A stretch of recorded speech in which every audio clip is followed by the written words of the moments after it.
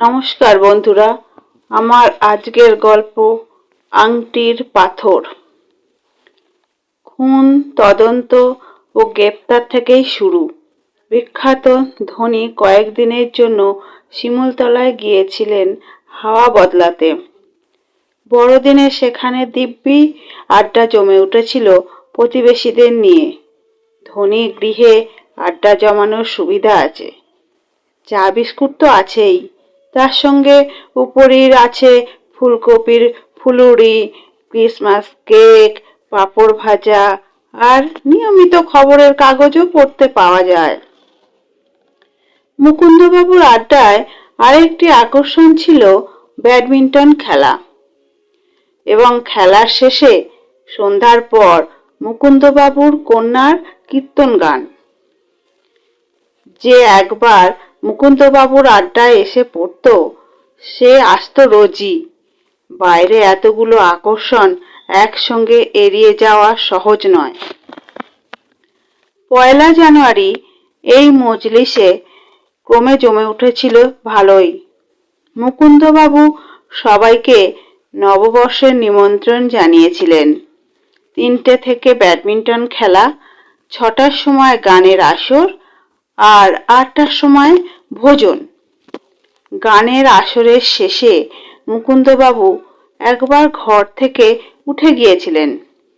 কিছুক্ষণ তার আর দেখা নেই। শেষে রঞ্জন, তারপর সুনন্দা গেল তাকে ডাকতে। দোতলায় মুকুন্দবাবুর ঘর ভিতর থেকে বন্ধ। সুনন্দা ডেকে ডেকে সাড়া পেল না। চাকরদের ডেকে বলল, হরি, দেখ তো কি ব্যাপার। দরজায় ঠেলা দিয়ে কোনো সাড়া না পেয়ে হরি দরজায় ধাক্কা দিয়ে খিল ভাঙল। দেখা গেল মুকুন্দবাবুর রক্তাক্ত দেহে মেঝের উপর পড়ে আছেন। তার গলার অর্ধেকটা কাটা, ছোড়াখানা পড়ে আছে পাশেই।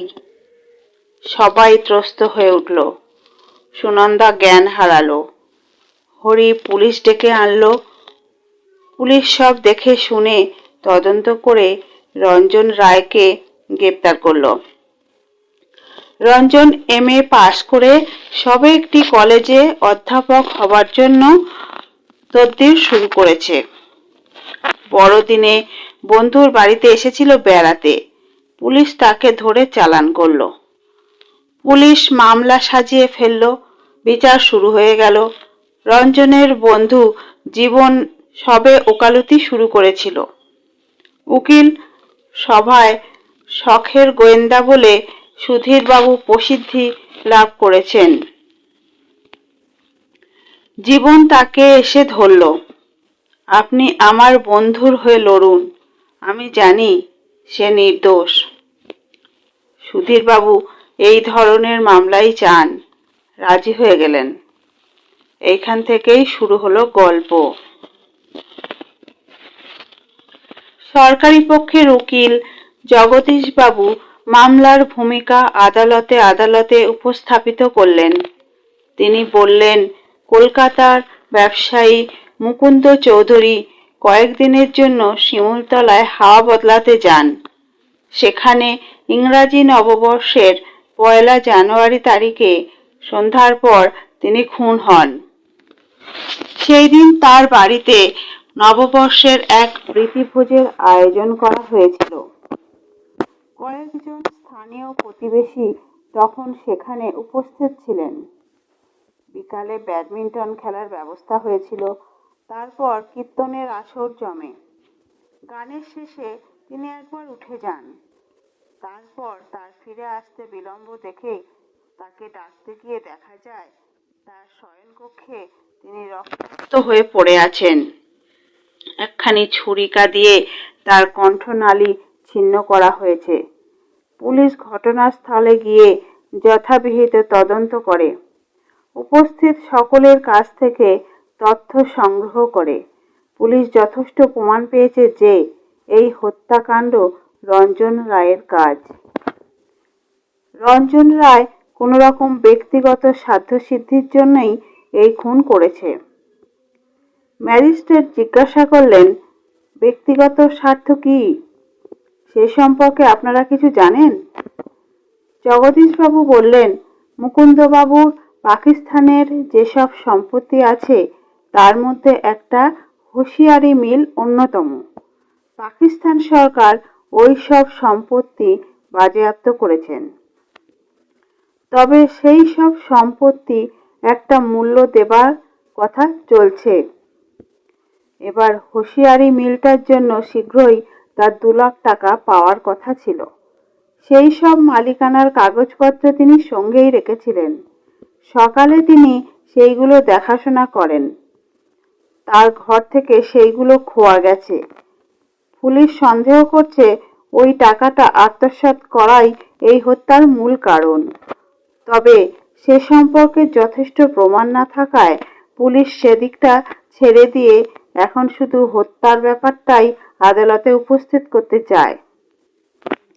পুলিশ মনে করে আসামির উপযুক্ত শাস্তি বিধান হলে সেই দলিলপত্র যে উদ্দেশ্যে অপহৃত হয়েছে তা ব্যর্থ হবে।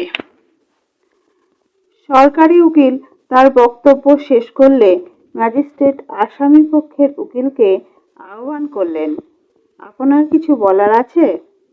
সুধীরবাবু বললেন, আমি এখন শুধু একটি কথাই বলবো যে একজন নিরপরাধ উচ্চশিক্ষিত যুবককে পুলিশ শুধু সন্দেহের বশে অযথা হয়রানি করছে।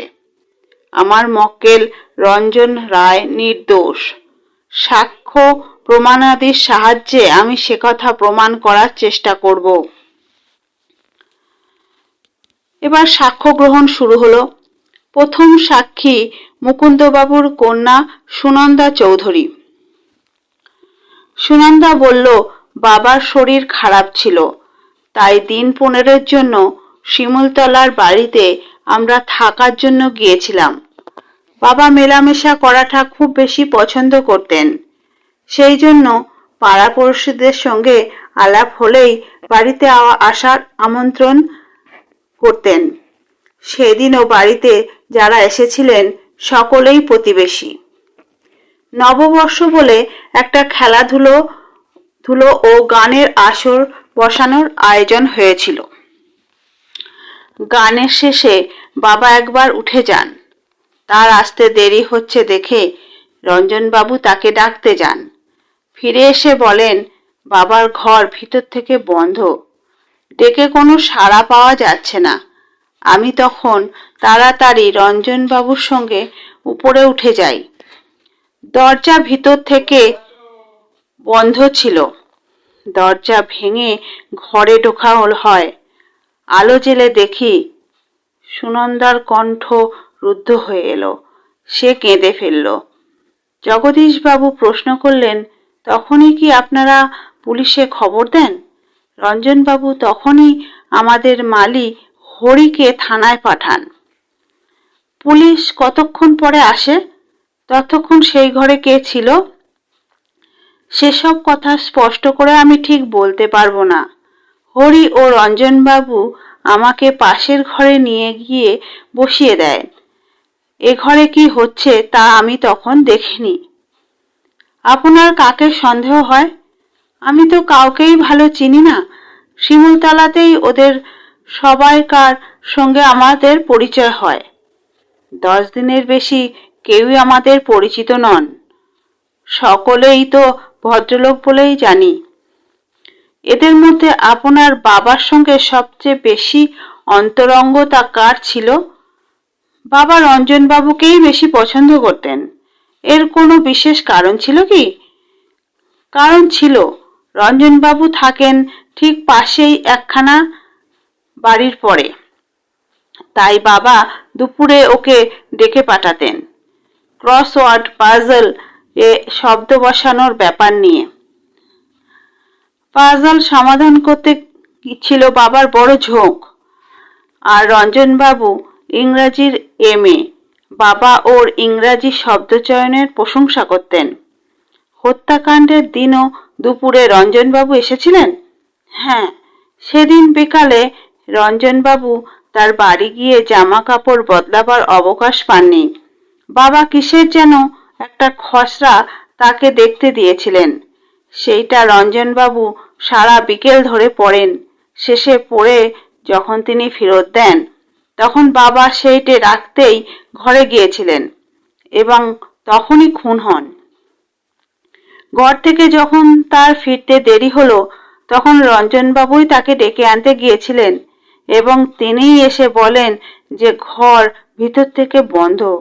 হ্যাঁ, আপনাদের সেই ঘরের দরজায় কি এমন ব্যবস্থা আছে যে কোনো লোক বাইরে বেরিয়ে এসে দরজা টেনে বন্ধ করে দিলে ভিতর থেকে দরজা বন্ধ হয়ে যেতে পারে? না, সে ব্যবস্থা নেই। তবে একবার সেরকম হয়েছিল। কেমন করে যেন ছিটকিনি পড়ে গিয়েছিল। আপনারা সেই দোষ সারিয়েছিলেন? না, কিছুই করা হয়নি। সে দোষ তো আর একবার ঘটতে পারে? পারে। তাহলে যদি কেউ সেইভাবে বেরিয়ে এসে দরজা টেনে দেয়, তো দরজা ভিতর থেকে বন্ধ হতে পারে? পারে। এবং আপনার বাবার ঘরে শেষবার রঞ্জনবাবুই গিয়েছিলেন? হ্যাঁ। আর আপনার কাছে কিছু জিজ্ঞাসা নেই? সুনন্দা সাক্ষীর কাঠগড়া থেকে নেমে গেল। এবার দ্বিতীয় সাক্ষী প্রভাস কুমার মিত্র। প্রভাস এম.এর ছাত্র। এখানে কাকার বাড়ি খালি পড়ে আছে। এক সহপাঠীকে নিয়ে বড়দিনের ছুটি কাটাতে এসেছে। মুকুন্দবাবুর সঙ্গে প্রথম দিনেই আলাপ হয়। ব্যাডমিন্টন খেলার আসর দেখে সে প্রতিদিন বিকালে মুকুন্দবাবুর বাড়িতে আসে। ব্যাডমিন্টন খেলার দিকে তার ঝোঁক আছে। ঘটনার দিনেও সে মুকুন্দবাবুর বাড়িতে এসেছিল। জগদীশবাবু প্রশ্ন করলেন, মুকুন্দবাবুর নামতে বেশি দেরি হচ্ছে দেখে তাকে কে ডাকতে গিয়েছিলেন? রঞ্জনবাবু। একা? একা। কতক্ষণ পরে তিনি ফিরে এসেছিলেন? তা বলতে পারি নে, 5-7 মিনিট হবে। খাবার পর থেকে মুকুন্দবাবুর শোবার ঘর অবধি যেতে কতক্ষণ লাগতে পারে? আমি কখনো উপরে যাইনি, তবে ঠিক খাবার ঘরের উপরেই সেই ঘর বলে জানি। ফিরে এসে রঞ্জনবাবু আমাদের ডেকে নিয়ে গিয়েছিলেন। আমাদের ডাকেননি? তিনি সুনন্দা দেবীকে এসে বলেন, দরজা বন্ধ, সাড়া পাচ্ছি না। সুনন্দা দেবী তখন উপরে যান। উপরে দরজায় ধাক্কা মারার শব্দ শোনার পর আমরাও উপরে যাই। কে দরজা খুলে প্রথম ঘরে ঢোকে? রঞ্জনবাবু। ঘরে ঢুকে আলো জ্বালেন। রঞ্জনবাবুকে আপনি আগে থেকে চিনতেন? বিশ্ববিদ্যালয়ের ছাত্রমহলে ওর নাম শুনেছি। ব্যাডমিন্টন খেলার দুবার তিনি বিশ্ববিদ্যালয়ে ট্রফি পেয়েছেন। টুর্নামেন্টে ওকে দেখেছি, কিন্তু মৌখিক পরিচয় হয়নি। মুকুন্দবাবুর বাড়ি ছাড়া আর কোথাও ওকে আপনি দেখেছেন? হ্যাঁ, 2-3 দিন আগে একদিন রাতে ওকে দেখেছিলাম মুকুন্দবাবুর পাশের বাড়ি থেকে বেরোতে, তবে কোনো কথাবার্তা হয়নি। সে বাড়িতে কে থাকে? বাড়িটা খালি রয়েছে, শুনেছি ভাড়া দেওয়া হবে। সে বাড়িটা কি মুকুন্দবাবুর বাড়ির সঙ্গে লাগাও? পাশাপাশি। সেই খালি বাড়িতে রঞ্জনবাবু কেন গিয়েছিলেন পরে কিছু বলেছিলেন? না, আমি সে কথা জিজ্ঞাসা করিনি। খেলা নিয়েই আমাদের কথা হতো। রঞ্জনবাবুকে আপনার কেমন মানুষ বলে মনে হয়? ভালো লোক, স্পোর্টসম্যান, কোনো নেশা নেই, এম.এ পাস, আদর্শ ছেলে।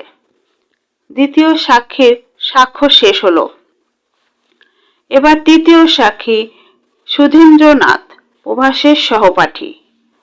সুধীন নতুন কোনো কথাই বলতে পারল না। দুই বন্ধু সব সময় একত্রে ঘোরাফেরা করে, কাজেই প্রথম বন্ধুর যা অভিজ্ঞতা দ্বিতীয়রও তাই। তারপর চতুর্থ সাক্ষী অধ্যাপক খগেন ঘোষ। অধ্যাপক বললেন যে পূর্ববঙ্গে তিনি এক কলেজের অধ্যাপক ছিলেন। বাংলা ভাগ হওয়ার সময় হিন্দুস্থান চলে আসেন। দমদমে তার বাড়ি আছে, সেখানেই তিনি থাকেন।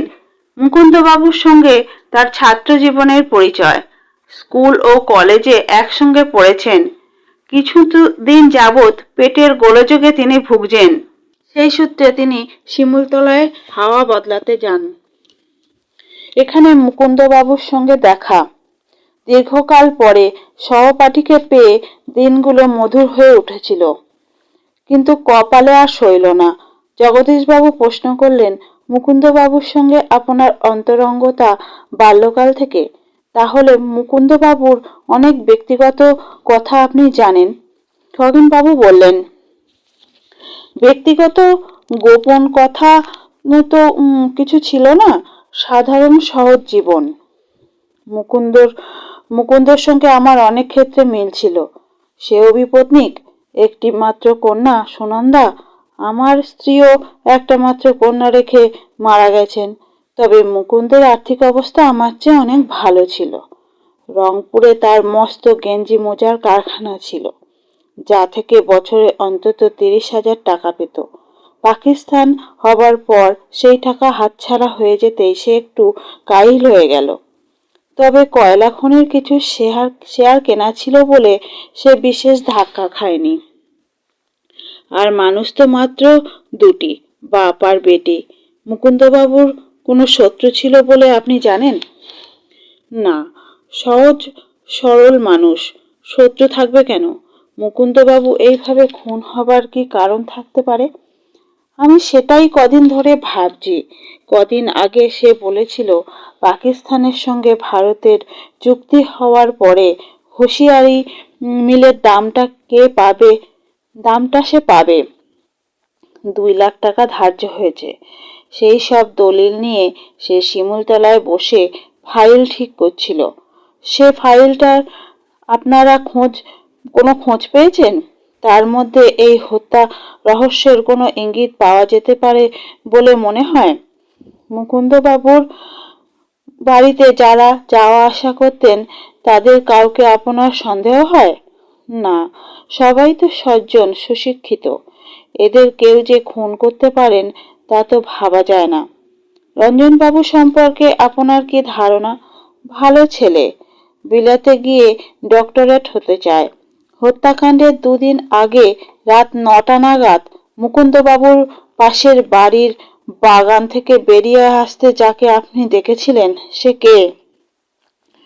অন্ধকারে তার মুখ দেখতে পাইনি, তবে চালচলন দেখে মনে হয়েছিল সে রঞ্জনবাবু। একা তিনি বাগান থেকে বেরিয়ে গিয়েছিলেন? তাই তো দেখেছিলাম। সে বাড়ি তো ভাড়া দেওয়ার জন্য খালি পড়ে আছে। হ্যাঁ। পরে আপনি রঞ্জনবাবুকে জিজ্ঞাসা করেছিলেন কিছু? করেছিলাম। সে বলেছিল একটি ফুল তুলতে বাগানে ঢুকেছিলাম। সে কথা আপনি বিশ্বাস করেছিলেন? ফুলের বাগানে ফুল তুলতে যাওয়ার অবিশ্বাস হওয়ার কি আছে? মুকুন্দবাবুর বাগানে ফুল গাছ নেই? আছে। নিজের জনের ঘরে ফুল থাকতে অন্যের বাগানে লোক ফুল তুলতে যাবে কেন? ওটা নিছক খেয়ালের ব্যাপার বলে আমার মনে হয়। এখানেই খগেনবাবুর স্বাক্ষর শেষ হলো। এবার পঞ্চম সাক্ষী খগেনবাবুর কন্যা শিপ্রা ঘোষ। শিপ্রা কলেজে পড়ে। পিতার সঙ্গে শিমুলতলায় গিয়েছিল। রাত্রে রঞ্জনকে বাগান থেকে বেরিয়ে আসতে সে দেখেছে, তবে মুখ দেখেনি। খগেনবাবুর মতোই তার অভিজ্ঞতা। ষষ্ঠ সাক্ষী অতুল দত্ত, কয়লা খনির ম্যানেজার। মুকুন্দবাবু তাকে নিমন্ত্রণ করেছিলেন শিমুলতলায়। মুকুন্দবাবুর সঙ্গে তার কথাবার্তা চলছিল।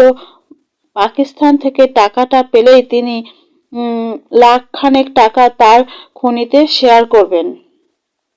জগদীশবাবু প্রশ্ন করলেন, এই শেয়ার কেনা নিয়ে রঞ্জনবাবুর সঙ্গে কি আপনার কোনো বিতর্ক হয়? হ্যাঁ, রঞ্জনবাবু বলেছিলেন, লাখ টাকা যদি খাটাতেই হয় তো নিজস্ব কোনো ব্যবসাপত্র করাই ভালো।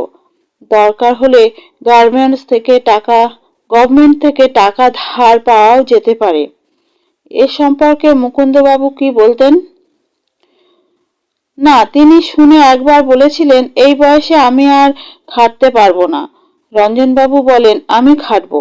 মুকুন্দবাবু শুধু হাসেন। তার ফলে রঞ্জনবাবু আমার উপর বিরূপ হয়ে উঠেছিলেন। সেটা তার ব্যবহারে আমি বুঝতে পারতাম। সাক্ষ্য এখানেই শেষ হলো। জগদীশবাবু এবার জজকে বললেন, রঞ্জন রায়কে আমি এই হত্যাকাণ্ডের আসামি বলে অভিযুক্ত করছি 2টি প্রমাণের উপর। এবার আসামিকে আমি জেরা করতে চাই। জজের নির্দেশে আসামি রঞ্জনকে পুলিশ কাঠগড়ায় নিয়ে এলো। জগদীশবাবু একখানি রুমাল দেখিয়ে প্রশ্ন করলেন, এই রুমালখানি কি আপনার? রঞ্জনবাবু রুমাল হাতে নিয়ে দেখলেন রুমালের কোণে একটি লাল গোলাপ ফুল আঁকা আছে। তিনি বললেন, হ্যাঁ, এই রুমাল আমার। মুকুন্দবাবুর পাশের বাড়ির বাগানে এই রুমাল পাওয়া গেছে। সেখানে এই রুমালখানি কি করে গেল সে কথা আপনি বলতে পারেন? একদিন সন্ধ্যার পর মুকুন্দবাবুর দোতলার ঘরে বসে আমি একখানি দলিলের লেখা দেখছিলাম। এমন সময় বাইরের বারান্দায় একটা শব্দ হয়। আমি বারান্দায় বেরিয়ে এসে দেখি একটা লোক বারান্দা থেকে লাফিয়ে পিছনের বাগানে পড়ল। আমিও সঙ্গে সঙ্গে তাকে তাড়া করি, কিন্তু সে পালিয়ে যায়। তখনই বোধহয় রুমালখানি পড়ে গিয়ে থাকবে। পরে আমি রুমালের খোঁজ করেননি? পরে আপনি? খুঁজেছিলাম কিন্তু পাইনি। এই রুমালের এক কোণে কয়েক ফোঁটা রক্তের দাগ আছে। এই রক্ত রুমালে কোত্থেকে এলো জানেন? না, রুমালে রক্ত লাগার কোনো কারণ নেই। এবার জগদীশবাবু রুমালখানি কোর্টে জমা দিলেন। তারপর বের করলেন একখানি ছোরা রঞ্জনকে দেখিয়ে বললেন, এই ছোরাখানি কি আপনার? রঞ্জনবাবু ছোরাখানি দেখে বললেন, আমি সঠিক বলতে পারছি না, তবে এই রকম একখানা ছোরা আমার ছিল। শিমুলতলায় মুরগি জবাই করার জন্য আমি এই রকম একখানি ছোরা কিনেছিলাম। এই ছোরাখানা মুকুন্দবাবুর মৃতদেহের পাশে পাওয়া গেছে। এ সম্পর্কে আমি কিছুই বলতে পারবো না। জগদীশবাবু ছোরাখানা আদালতে জমা দিলেন। তারপর বললেন, হুজুর, এই ছোরা দিয়ে মুকুন্দবাবুর গলা কাটা হয়েছিল। ছোরাখানি কদিন আগে আসামি শিমুলতলায় কিনেছিল, আর রুমালখানিও আসামির। রক্তের ছিটে লাগায় হত্যাকাণ্ডের পর আসামির বাইরের বারান্দা দিয়ে পাশের বাড়ির বাগানে ফেলে দিয়েছিল। মুকুন্দবাবু যখন উপরতলায় ছিলেন তখন তাকে ডাকতে এসে আসামি এই কাজ করে। তারপর ভালো মানুষ সেজে নিচে নেমে যায়। যাওয়ার সময় দরজাটা এমনভাবে বন্ধ করে যায় যেন ভিতর থেকে ছিটকেনি পড়ে যায়। এটা খুব ঠান্ডা মাথার সুপরিকল্পিত হত্যাকাণ্ড। এদিকে 5টা বাজলো। জজ বললেন, আজ এই পর্যন্ত থাক, আবার কাল হবে। জজ উঠলেন। আদালত ভাঙল। জীবন বসেছিল সুধীরবাবুর পিছনের সারিতে। বলল, কি বুঝছেন? সুধীরবাবু বললেন, এখনো কিছু বুঝিনি, কাল বুঝবো। রঞ্জনকে শেষ অবধি রক্ষা করতে পারবেন তো? এখনই উতলা হবার মতন কিছু হয়নি, এর পরেও তো আপিল আছে। জীবন হতাশভাবে সুধীরবাবুর মুখের পানে তাকালো। সুধীরবাবু ব্যস্তভাবে বললেন, আমি যাই, আমার আর এখন কথা বলার অবকাশ নেই। অধ্যাপক খগেন ঘোষ অতুল দত্তের সঙ্গে কথা বলতে বলতে বেরিয়ে গেলেন। সুধীরবাবু তাদের পিছনে ছুটলেন। পরদিন সুধীরবাবু প্রথমেই বললেন, হুজুর, আসামি নির্দোষ। আসামির নির্দোষিতা প্রমাণ করার জন্য আমি আজ সাক্ষীদের জেরা করতে চাই। জজ অনুমতি দিলেন। সুধীরবাবু প্রথমেই যে পুলিশ অফিসার তদন্ত করেছিলেন তাকে ডাকলেন। বললেন, আপনি মুকুন্দবাবুর বাড়িতে গিয়ে দেখেন মুকুন্দবাবু গলা কাটা অবস্থায় পড়ে আছেন, আর তার পাশে ছোরাখানা পড়ে আছে। ঘরে আপনি পায়ের বা আঙুলের ছাপ কিছু লক্ষ্য করেছিলেন? দারোগা বললেন, পরিষ্কার ধুলোহীন ঘর, সেখানে পায়ের দাগ পাওয়া যেতে পারে না। টেবিল চেয়ারও ঝাড়া মোছা, সেখানে আঙুলের ছাপই বা পাবো কি করে? তবে যদি কেউ পিছনের বারান্দা থেকে পাশের বাড়ির বাগানে লাফিয়ে পড়ে থাকে, এই ভেবে আমি সেই বাগানে সন্ধান করেছি। সেখানে ঝুড়ো মাটি ও বালি ছড়ানো পথে কিছুই ঠাউর করা যায়নি। সেখান থেকেই একখানি রক্তমাখা রুমাল পাই। ছোড়া এবং রুমাল দুটোই রঞ্জনবাবুর। সেই কারণেই রঞ্জনবাবুকে আপনারা আসামি বলে ধরছেন। রঞ্জনবাবুর ছোড়া ও রুমাল নিয়ে অন্য লোকও তো খুন করতে পারে। ছোড়ার উপর আঙুলের ছাপ দেখেছেন? কোনো ছাপ নেই। সম্ভবত ওই রুমাল জড়িয়ে ছোড়াখানা ধরা হয় আঙুলের ছাপ না রাখার জন্য। রঞ্জনবাবুকে সঙ্গে নিয়ে যখন আপনারা তার ঘরে তল্লাশি করতে যান তখন ঘরে কোনো বিশেষত্ব লক্ষ্য করেছিলেন কি? ঘরখানা ঠিক মতন গোছানো ছিল না, তবে ছেলে ছোকরাদের ঘর ওইরকম হয়। গোছানোটা মেয়েদের কাজ। ঘরের সেই অবস্থা দেখে রঞ্জন কিছু বলেছিল? বলেছিল ঘরে কেউ ঢুকে এমনি করে গেছে। ঘরে সত্যি কেউ ঢুকেছিল কিনা সে সম্পর্কে আপনারা কোনো তদন্ত করেছিলেন? পায়ের বা আঙুলের ছাপ দেখা, মালিকের জিজ্ঞাসা করা প্রভৃতি কোনো খবরদারি করেছিলেন? না, প্রয়োজন বলে মনে করিনি। খুনি আসামি ধোকায় ফেলার জন্য অমন অনেক কথা বলে। রঞ্জনবাবুর ঘরে সন্দেহজনক কিছু পেয়েছিলেন? দারোগার সাক্ষ্য এখানেই শেষ হলো। এবার সুধীরবাবু ডাকলেন অতুল দত্তকে। আপনার কয়লা খনি আছে? শুধু আমার নয়, আমাদের। আমি তার ম্যানেজিং ডিরেক্টর। কতদিন আপনি এই পদে আছেন? গত 1 বছর। বাবাই দেখাশোনা করতেন। বাবা ব্লাড প্রেশারে কিছুটা অসমর্থ হয়ে পড়ায় আমি ম্যানেজিং ডিরেক্টর হই। আপনার বাবা কোথায় আছেন এখন? কি নাম? অমিয় দত্ত। এখন আছেন ধানবাদে। সেখানে আমাদের বাড়ি আছে। আপনি কতদূর পড়াশোনা করেছেন? Calcutta university BSc. আপনি শিমুলতলায় গিয়েছিলেন মুকুন্দবাবুকে লাখখানেক টাকার শেয়ার বেচাবার জন্য? মুকুন্দবাবু বাবাকে লিখেছিলেন যে পাকিস্তানের কাছ থেকে এবার 3 লাখ 2 টাকা পাবেন। বাবা বললেন তা থেকে যদি লাখখানেক টাকা তিনি খনির ব্যাপারে লাগান তাহলে আমাদের পাশের খনিটাও আমরা কিনতে পারি। সেজন্যই আমি ওকে সব বোঝাতে শিমুলতলায় যাই। কিন্তু আমি যদি বলি আপনি মিথ্যেবাদী? অমিয় দত্তের ছেলে অতুল দত্ত শিবপুর থেকে মাইনিং পাশ করে এখন বিলেতে আছে। আপনি মিথ্যা পরিচয় দিচ্ছেন। আপনার আসল নাম ভৈরব হালদার। আপনি ভিখিরি দলের অধিকারী। বাগমারিতে আপনার আস্তানা আছে। সেখানে 50-60 জন ভিখিরি থাকে। তাদের দিয়ে আপনি রোজগার করেন, তাই না? আপনি কি বলছেন?